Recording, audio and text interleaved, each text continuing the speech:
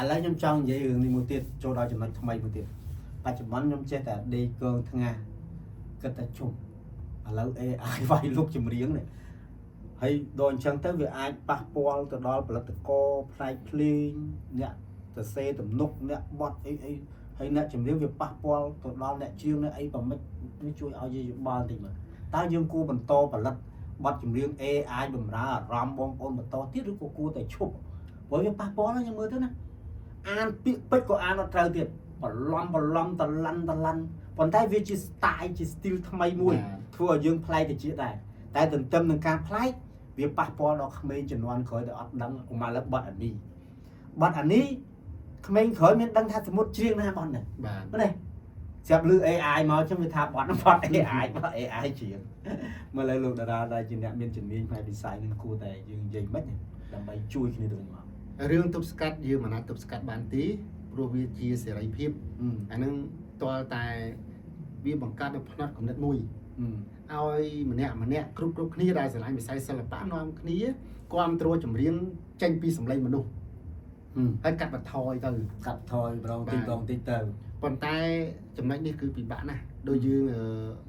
គិតដល់វិស័យឧស្សាហកម្មកាលពីសម័យបុរាណ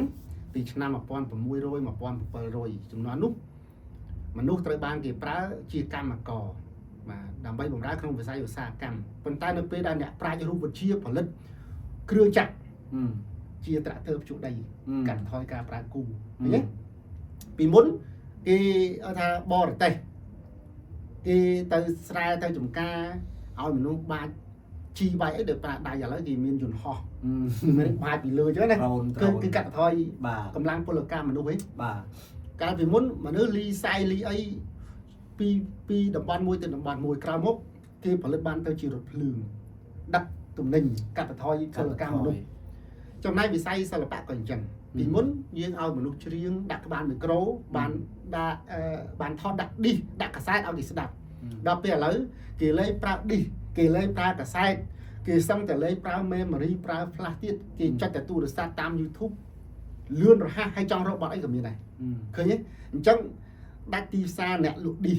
អ្នកលក់កាសែតអ្នកលក់បញេអ្នកលក់ទូរទស្សន៍ឥឡូវសឹងតែម្នាក់ដែលលែងមើលណាចាត់តែទូរស័ព្ទមើលទូរទស្សន៍មិនថាផ្ទះគេផ្ទះខ្ញុំដាក់ចោលគេល្បងហ្នឹងហើយដោយសារតែវិវត្តតាមសម័យកាលពីមុនយើងនាំគ្នាអានកសែតកោះសន្តិភាពរស្មីកម្ពុជាឥឡូវគេលេងមើលហើយគេមើលតាមទូរស័ព្ទអាគេ digital ព័ត៌មាន digital ណាគឺលឿនទេឃើញកសែតផ្សេងសឹងតែបិទអាឡូម៉ានីអស់ហើយពីមុនយើងទៅហាងកសែតលក់ទស្សនាវដ្តីទិញទស្សនាវដ្តីមកអានឥឡូវគេលេងអានទស្សនាវដ្តីគេមកមើលតាមព័ត៌មាន digital ឃើញទេឃើញអង្គភាពផលិតទស្សនាវដ្តីបាត់ទេឥឡូវម្នាក់មើលតែទូរស័ព្ទងាកឡើងលុបមុខហើយនាំគ្នាកាន់ទូរស័ព្ទសូម្បីតែឈប់កន្លែង stop ចរាចរណ៍មើលអានាទីនោះវា99តម្រាំដល់លេខ1យ៉ាងហើយមើលទូរស័ព្ទបាន1នាទីឃើញទេអញ្ចឹងដោយសារម្នាក់កាន់ទូរស័ព្ទមើល Facebook TikTok Facebook YouTube លេងចង់ចាក់កបាឌីលេងចង់ចាក់អីហើយដល់ពេលចម្រៀងអញ្ចឹងលេងទៅមកហ្នឹងហើយឥឡូវយើងទៅទិញកាសែតមកនិយាយណាអូស្អីអូឡ িম্প ិកលេងមានលុយហ្នឹងហ្នឹងហើយលើកលែងតែអ្នកមានឡានមានក្បាឌីនៅតាមផ្ទះម្នាក់មួយក៏ចេះសួររកទៅមានឌីហត់អញ្ចឹងបានខ្ញុំចេះតែផលិតទៅដើម្បីបំរើអារម្មណ៍បងប្អូនដែលស្រឡាញ់អាក្បាលចាក់ពីដើមគាត់ដោយសារទុកមិនហ៊ានបោះចោលទេណាហ្នឹងហើយដោយឡែកវិស័យចម្រៀងសម័យនេះធ្វើបាត់តែ AI វាយលុកប៉ុន្តែសម្រាប់នៅកម្ពុជាយើងខ្ញុំគិតថាអ្នកដែលស្រឡាញ់សំឡេងផ្ទាល់របស់មនុស្សគាត់នៅតែស្ដាប់នៅតែចង់ស្ដាប់សំឡេងរបស់មនុស្សច្រៀងដាក់ក្បាលមីក្រូធម្មជាតិអត់ស្ដាប់សំឡេង AI ទេ AI នេះខ្ញុំគិតថាបានតែក្មេងយុវជនយុវតីសម័យថ្មីដែលគាត់ចូលចិត្តរបស់អ្វីដែលប្លែកណាប្លែកតែអាចបានប្រហែលជាមកខ្យល់ហើយនឹងបាត់វិញហ្នឹងហើយវាអាចបន្តទៅមុខរហូតទៅតាមសម័យកាលវាអាចនឹងមានប្រជាប្រិយកាន់តែខ្លាំងជាងសម័យបច្ចុប្បន្នយើងទៅទៀតចឹងទៀតបាទអញ្ចឹងប៉ះពាល់ខ្លាំងហើយអញ្ចឹងវិទ្យាសាស្ត្រកាន់តែជឿនលឿនអ្វីវាប្រែប្រួលតាមសម័យកាលនីមួយអញ្ចឹងណាបាទតែគាត់ថាសម័យកាលបច្ចុប្បន្នខ្ញុំសួររឿងហ្នឹងខ្ញុំចេះខ្លាចខ្ញុំបារម្ភដោយសារក្មេងៗសម័យ AI ហ្នឹងគាត់ទទួលបានអាមហូបបែប AI ចម្រៀង AI អញ្ចឹងគាត់អត់បានដឹងអំពីចម្រៀងហ្នឹងតើប្រភពមកពីណាហើយការប្រើប្រាស់ពាក្យពេចន៍អានវាអត់ច្បាស់ ឥឡូវលោកតារាទៅស្ដាប់បទអនិច្ចាស្នេហាថ្មីអនិច្ចាជាងអត់ដឹងស្អីទេប៉ុន្តែព្រោះ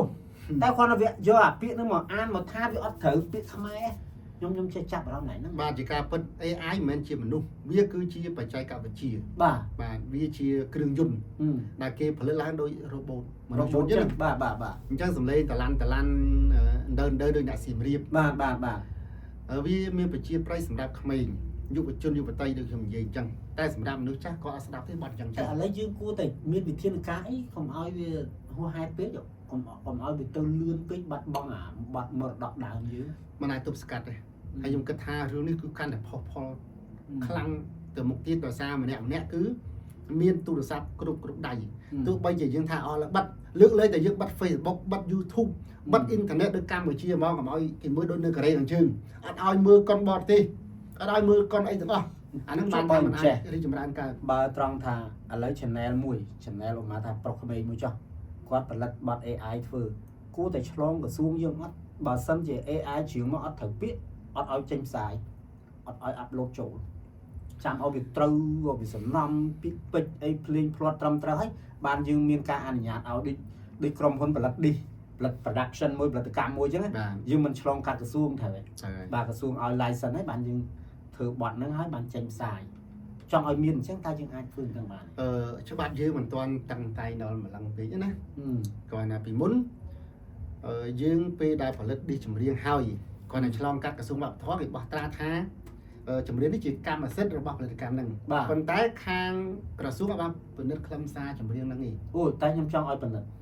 ដល់ចិត្តខ្ញុំចង់រហូតដល់បច្ចុប្បន្នក៏អត់ទាន់មានច្បាប់ថាក្រសួងត្រូវតែពិនិត្យរាល់បទចម្រៀងខ្លឹមសារចម្រៀងដែលអ្នកនិពន្ធមួយយកទៅផលិតអត់ទាន់មានច្បាប់ហ្នឹងទេ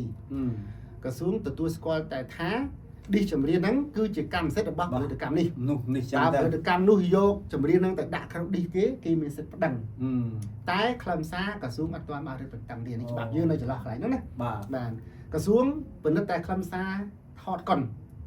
តែរឿងកុនមួយរឿងមុននឹងថតទៅជាខ្សែភាពយន្តបានអាចយកទៅបញ្ចាក់នៅរោងបានអញ្ចឹងក្រុមការងារក្រសួងផ្នែកនយោបាយកដ្ឋានភាពយន្តគេត្រូវពិនិត្យខ្លឹមសារកុនហ្នឹង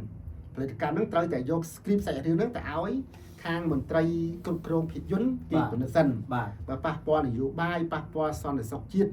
មានពាក្យអសរោះអាមឹងអីជាដើមគេឲ្យលុបចេញគេឲ្យបដូរអីទៅអានេះចំពោះកុនគេពិនិត្យខ្លឹមសារប៉ុន្តែចម្រៀងអត់ទាន់ទេច្បាប់យើងអត់ទាន់មានកន្លែងហ្នឹងទេបាទហើយបើមានកន្លែងហ្នឹងទៀតវាកាន់តែរវល់ដល់ក្រសួងទៀតដោយសារឥឡូវមនុស្សនាំខ្លួនផលិតចម្រៀងច្រើនណាស់អញ្ចឹងមន្ត្រីក្រសួងប្រមាណអ្នកដែលត្រូវទទួលបន្ទុកពិនិត្យបទចម្រៀងមួយក្រសួងមានតែណែនាំប៉ុណ្ណេះទេហើយក៏ក្រសួងបានធ្វើហោហែមកហើយដែររាល់បទចម្រៀងដែលផលិតករផ្សេងទាំងចំនួនមុនទាំងចំនួនថ្មីផលិតសូមរក្សា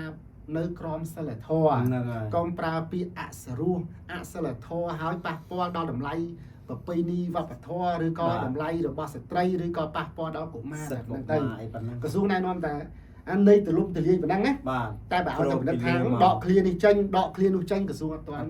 តតឹងដល់ម្លឹងទេហើយបើធ្វើដល់ម្លឹងទៀតនឹងរងការរិះគន់ពីផលិតករពីប្រជាជនពីសិទ្ធិមនុស្សក្រុមសិទ្ធិមនុស្ស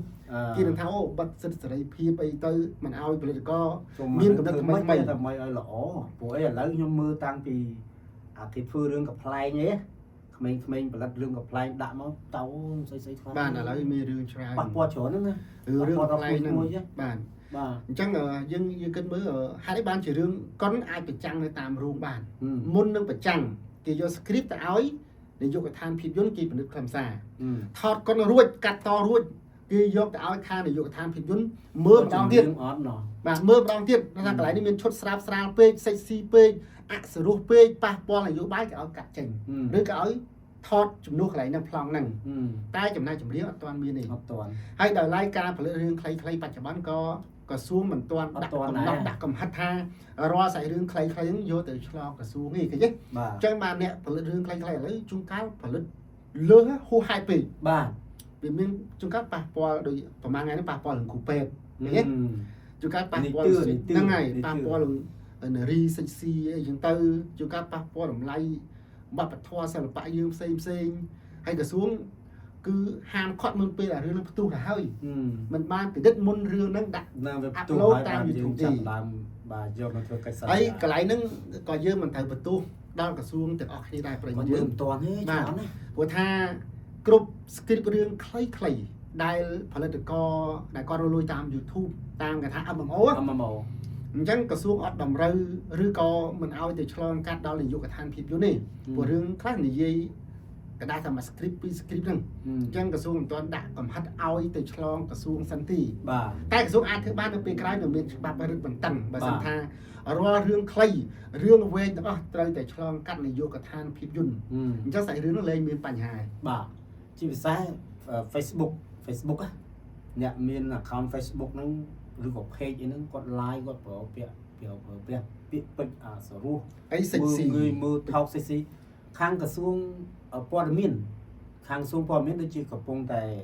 ដូចជាមានបើកសិក្ខាសាលាមួយនិយាយពីរឿងនេះ បាន ក្រមសីលធម៌ណាប៉ុន្តែដូចលោកតារាថាចឹងទើបគាត់ធ្វើឲ្យបានហៅគាត់មកពមៀននឹងមិនបានប្រាប់គាត់ទុកមុនណា បាទដោយសារច្បាប់យើងមិនទាន់ដាក់កំហិត បាទ បើដាក់កំហិតថារាល់រឿងខ្លីទាំងអស់ត្រូវឆ្លងកាត់ក្រសួងព័ត៌មានផងឆ្លងកាត់ក្រសួងវប្បធម៌ផងមុននឹងដាក់បង្ហោះអាហ្នឹងលែងមានបញ្ហា អញ្ចឹងបានមានន័យថាទើសតាអ្នកជា YouTuber ជា creator ឬក៏ជា Facebook អីអស់ហ្នឹងឈរលើស្មារតីខ្លួនឯងជាខ្មែរ